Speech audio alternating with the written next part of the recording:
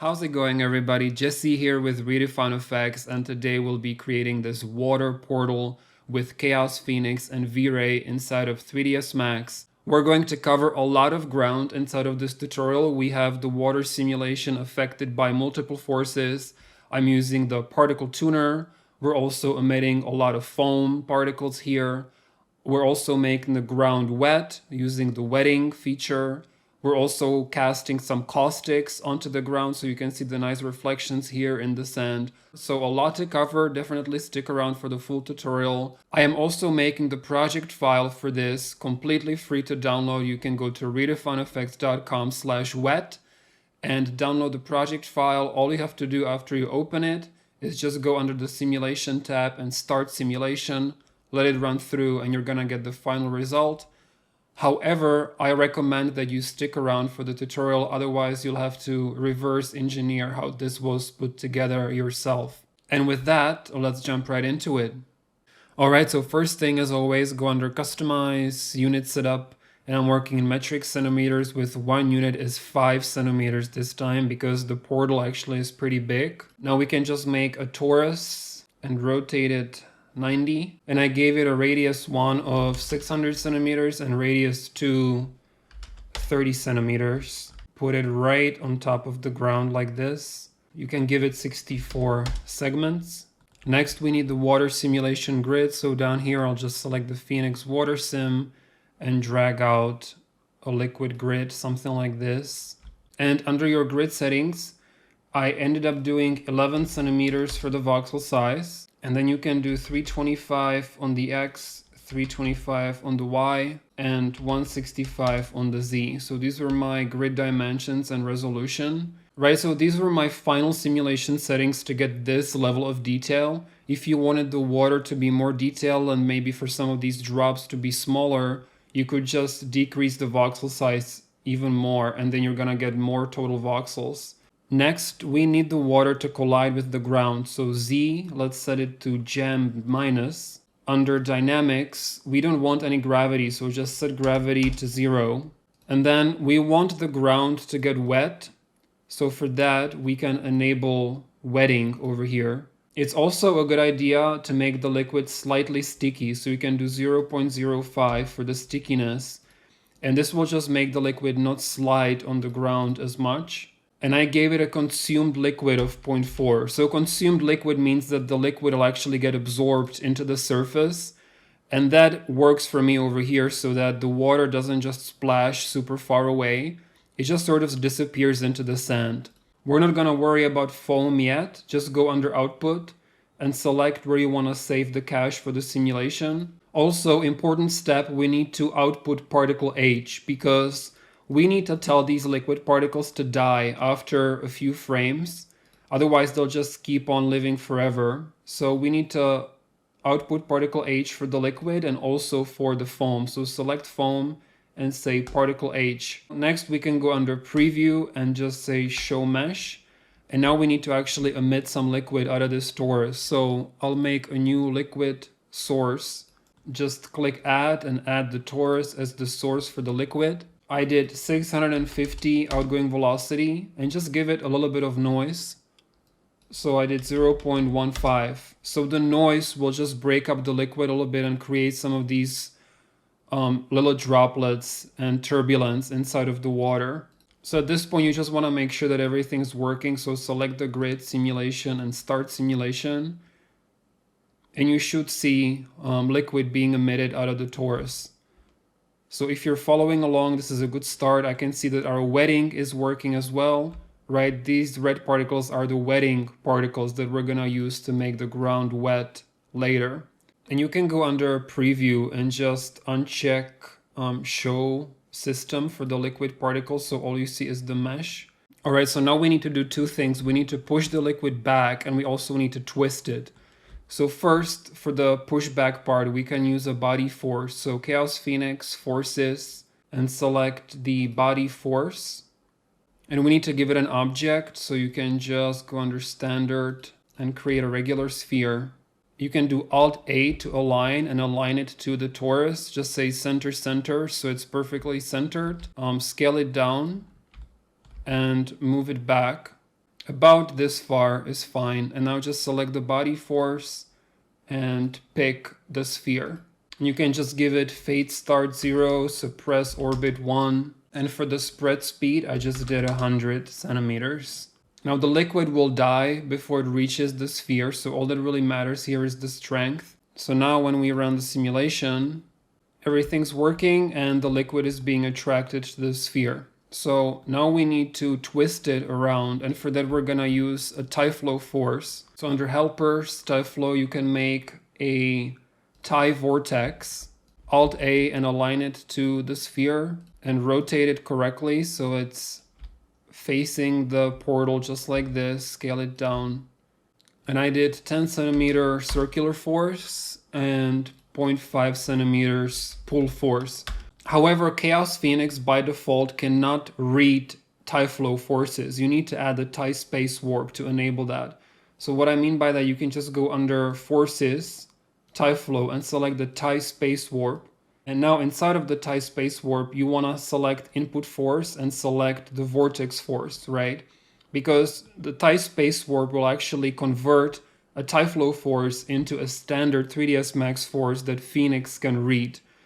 So this is just an in-between step that we have to do. And now when I start the simulation, it's gonna tell me the simulation will be affected by the tySpaceWarp. If you'd like to exclude any of them, you can do so in the interaction rollout. We don't want to exclude it, so I'll just say okay. And I ran the sim for 40 frames and everything is working beautifully. It's spinning around and being attracted backwards. So we're starting to get the nice tunnel. Now we just need to kill these particles after a few frames to maintain the portal shape. And for that, we can use the particle tuner. So create, helpers, Phoenix FD, and we want the particle tuner. And you can see I'm keeping everything nicely organized here on the side of my grid. So first we want to affect just the liquid. So that's good. And then I'm setting a condition. So I want to say when the H of the liquid is, and now it says greater than 1. So we can just click edit condition. And so I'm saying when the H of the liquid is greater than, and I want to say random between, and I did 0.3 and 0.6. And this is in seconds. And right now in our settings, 1 second is 30 frames. Right, so 0.5 would be 15 frames here. So 0.3 to 0.6, you can just close that. So I'm basically saying that after the liquid is anywhere between 0.3 to 0.6 seconds old, then I want to just delete particles. So click that, you can uncheck viscosity and uncheck, right? We just want to delete the particles after this range of time. And if it's simulating too slow for you while we're setting this up, you can just go under grid and just increase the voxel size so that it's faster while we're just testing things. And now when you run it, it should run faster. We just want to make sure that the particle tuner is working. And it is working. I can tell that the particles are dying here after those few frames. Okay, before I forget, I also don't want the liquid to be colliding with the torus. So you can just select the torus, Alt-Q, right-click, Chaos Phoenix properties and make it not a solid object, and also right click object properties and make it not renderable. And same thing for this sphere back here. So object properties, not renderable. And I also wouldn't mind the liquid getting pushed back even a little bit more. So under create, forces, Phoenix FD, we can make a plane force. Make sure you rotate it 90. For the liquid to go where you want it to go. We need to check apply forces behind icon. And let's give it a strength of maybe just 40. Okay, awesome. So we're almost done with the liquid setup. I just wanted to stay alive for just a touch longer. So particle tuner, let's set this to 0.7 to 1.1. And that's gonna give us a really nice tunnel of water. So good news is that we are now done with the base liquid simulation, and now we can just improve how this looks from here. The first step will be enabling foam. So you can just select the water simulation grid, go under foam, and just click enable. It's gonna create the particle shader for you, so just say yes. And we can grab the particle shader and put it right next to all of our other helpers and forces over here. So we can just lower the default settings a little bit. Foam amount I set to 4, burst threshold to 240. Half-life, meaning how quickly the particles die over time, I just set to 2. They don't need to have any variation, so you can just set that to 0.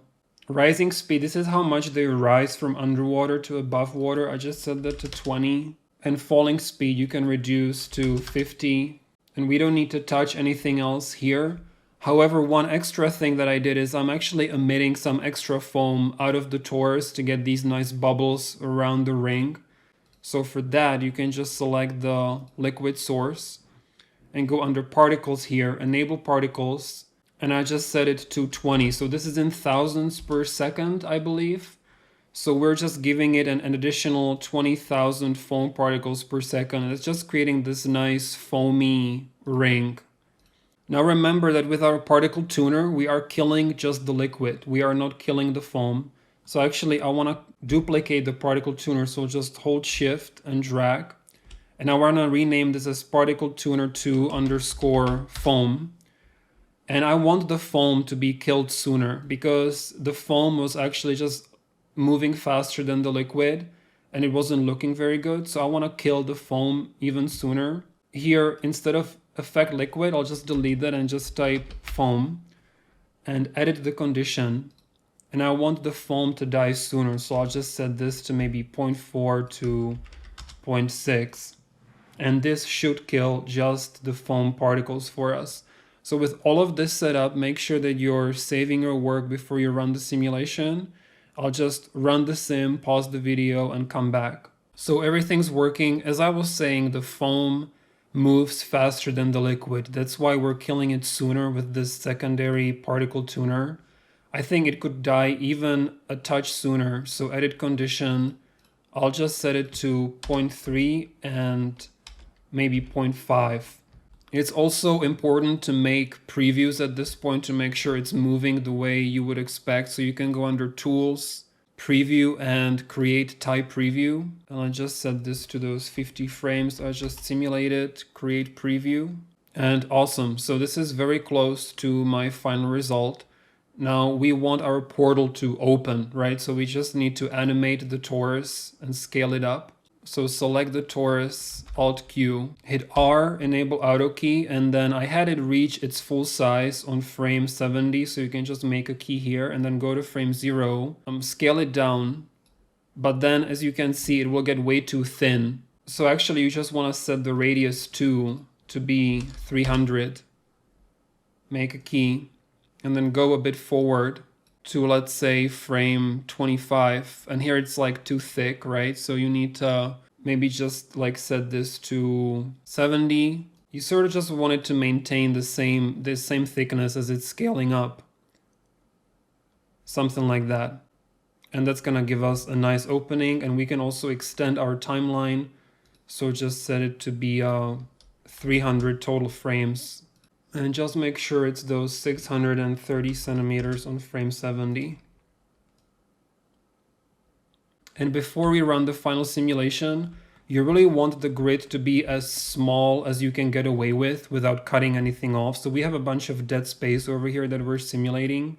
So we can just go under grid and reduce the size on the x-axis just to kill some of that empty space, and then move this forward. You can click on the trash can to delete the cache to see where everything is. And you can reduce it on the y-axis just a touch a little bit as well. Right, so we shaved off a few million cells that we're not simulating, but we're gonna get the same result. And also, let's not forget we want the ground to get wet, not the grid. So I'll actually just make a new big plane over here, just a standard plane, drag it out like this, and I'll just go under my materials, just give it a standard Vray material. And you want to move the grid slightly down, right? So that the ground is what's interacting with the water, not the grid. So I'm looking at something like this. So with all of this set up, save your work and just run the simulation. All right, so I ran it for 150 frames, and this is what I'm getting right now. I'd say very close to my original result. Just one thing I would change, I think the foam particles are being pushed back a bit too strongly. So we can just grab our plane force, lower it from 40 to 20, and make it affect just the liquid. So just delete everything here and leave just the liquid to be affected by the plane force. And that should stop the foam from getting pushed back so fast. So I'm gonna call this done for the liquid simulation setup. And now we can move on to rendering and making this look good. So first, let's go into the particle shader. This is what controls how the foam looks. If you have a strong computer and a lot of patience, you can render this in the mode bubbles. That's what I did over here. It will give you more thicker, sort of more volume foam, but it will render slower. If you want it to render faster, you can just set it to mode points. Now in the mode points, you might wanna increase the count multiplier because the points can kind of disappear into the liquid. So you can set the count multiplier to maybe 2 and you'll get a lot more foam points, but I'll just set it to bubbles. And actually I ended up lowering the count to 0.5 because I was just getting way too much foam. It was just too white, right? So I reduced the amount of foam by half. The other thing that can happen easily is that the foam gets blown out because it's just pure white bubbles. So what I did is change the constant color to just be slightly grayish to avoid that pure white blown out look. And you can reduce the diffuse multiplier from 1 to 0.8. Also, to make the foam bubbles render faster, you can set the light cache speed up here to 0.99. So those are just a few quick tips to speed this up and make it look a bit better. Now for the water material, we can just use the Cosmos browser over here, go under Materials, Liquid, and here you have a material called Waves.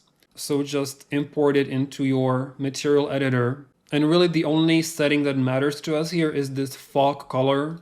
This is what will tint the liquid into this nice teal blue. So you can just give it a very slight-ish tint of this teal. And I set the depth to 175 centimeters. So at this point, to see what it actually looks like when I apply the material to the liquid, and we can hide the foam for now. So you can just Phoenix Liquid Foam Shader, just disable that for now. And we can go under Create, Lights, Vray, and just make a Vray Sun. It's gonna ask you if you wanna make the environment map, yes, and just drag the sun up. Now it's gonna make your viewport background white. So for that, you can just go under Default Shading, Viewport Background, Solid Color. And before you forget, just go under Rendering, Exposure Control, and you want to enable the V-Ray Exposure Control. And now you can just go under your V-Ray frame buffer over here and just enable the frame buffer so you can see what it actually looks like in real time. And now I can demonstrate that fog color to you, right? So as I decrease the depth, it's gonna get darker and darker. And as I increase the depth, it's gonna get lighter. So you can tweak the look of your liquid here however you would like. I ended up settling at 175. And for the sun settings, we can just enable clouds to make it a bit nicer. So clouds on. And here we have some nice clouds in the background. Next up, we want to make the ground wet when the liquid touches it. So first we need some kind of a ground material. So I'll go back into the Cosmos browser here, ground. Just grab an empty slot in your material editor.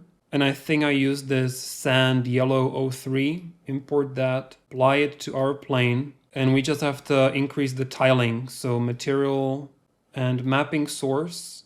And you can set the tiling here to maybe like 5 by 5 or, you know, whatever looks good to you. And let's rename it as sand dry. Make a copy just by dragging it into another slot. And this one will be our sand wet. And we just need to make it much darker to make it look wet. So click on the M diffuse slot, scroll down to the overall multiplier, and just lower the multiplier to 0.5, right? And that's just gonna give you a darkened texture, which will look wet when we render it. So to make the wet material, we need to go into another empty slot and make a new V-Ray blend material, discard old material, just rename it wetting material. And so the base material will be the dry one. So just drag the sand dry over here, say instance, The code material will be our sand wet. So drag sand wet into this and say instance. And the blend amount will be controlled by Phoenix. So click on no map. We want to scroll down all the way to Phoenix FD and select the Phoenix FD particle texture.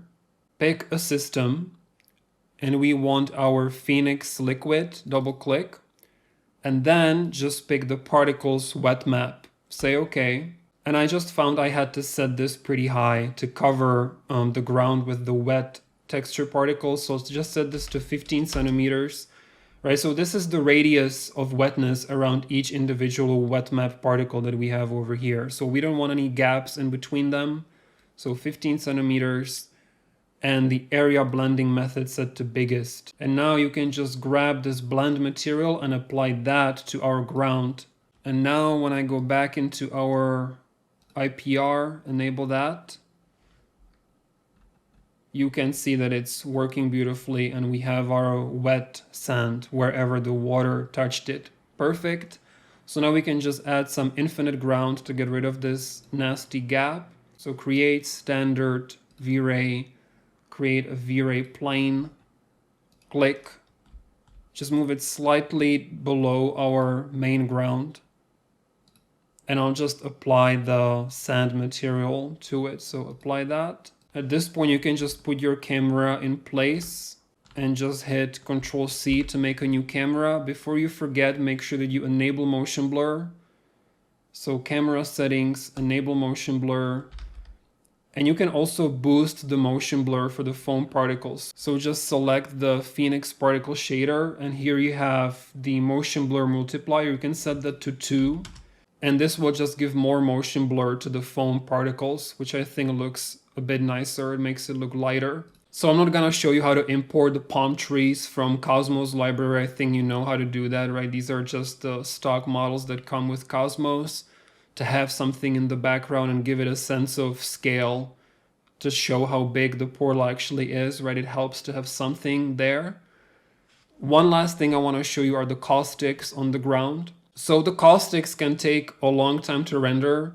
So I recommend that you actually render the caustics separately as a separate pass. So what you would do is just go into your render settings over here, right? So you would render out your portal and then you would come back, go under render elements, add, and just add the Vray caustics render pass. And then you just need to go under Vray. If you're rendering progressive, then you can just enable caustics and use the progressive caustics renderer. If you're rendering bucket like I do, then the bucket rendering type doesn't work with the progressive caustics. So you need to change this to photon map. And I did max photon 0. This means that Vray will use every photon in the scene to create the caustics. I found I was getting the nicest detail with this. And the search distance I lowered to 2. The lower this number, the more sharp the caustics are, but the more noise they produce. So it's a trade-off. But again, value of 2 gave me this result here. And then there are just a few things we need to do to actually get the caustics to show up. First, you need to select the sun, right-click, Vray properties, make sure generate caustics is enabled and set the subdifs to 20,000.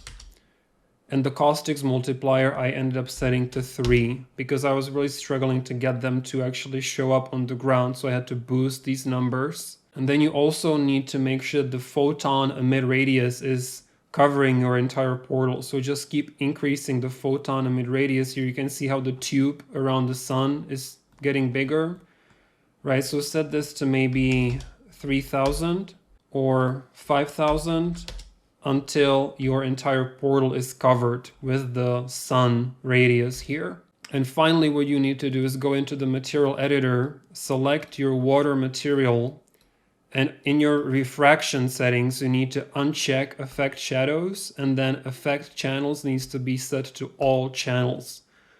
So with all of these changes made, now your caustics should actually show up in the scene. So for the other render settings, you can just set this to bucket, minimum subdivs 1, maximum subdivs, I think I did 3, you can do 4. Just set it to 1920 by 1080. And let's render out a frame, see if the caustics are there. So I just ran a test render and the caustics are there. You can just go to your caustics render pass to double check. So there can be a lot of noise created by the caustics. So what I did in After Effects was I just made a mask around the caustics area that I really wanted to see, which is just this little area here under the portal in the shadow. That's where I wanted the caustics to be the strongest. So I just animated a simple mask with some feather on the edges. Super simple. Again, the caustics can take a long time to render, so you don't have to do it. It's just a nice little touch that you can render out separately. So this is basically our final result. Just to wrap this up, I'm gonna enable the foam and render it one more time with foam. Okay, so this is the final render with foam. One more thing you can do to make it look like more realistic water is enable lens effects over here. And it's gonna give you these nice sparkles in the liquid. It's a bit hard to see in here, but they are actually everywhere, right? And if they're just a bit too strong, you can lower the opacity and you can lower the size. You want to keep it pretty subtle and then maybe lower the intensity as well. But these little sparkles in the water actually add a lot to it. So then of course, play around with color correction in After Effects. You can boost the teal color with some saturation, some curves, all that. If you're feeling ambitious, you can also add some more render passes, so you can render out a V-Ray reflection and especially refraction. Refraction will make the water really stand out. You can also do V-Ray specular to boost the reflections, and you can put it all together in After Effects. So this was my final result. We've definitely one of my longest tutorials, but I just wanted to show you the full process. We've covered a lot of stuff in here, 2 different forces, the tySpaceWarp, the particle tuners, the particle shader, some nice foam. We are also emitting some additional foam out of the liquid source itself. Some caustic, some water materials, some wetting on the ground. Lots of good stuff, so I hope that you guys learned a lot. Definitely don't forget to grab the free project file at RedefineFX.com/wet. If you found this tutorial helpful, as always, I would very much appreciate a thumbs up. It would be great if you could leave a comment and let me know if this has been helpful to you. Don't forget to subscribe. Thank you so much again for watching, and I will see you in the next one.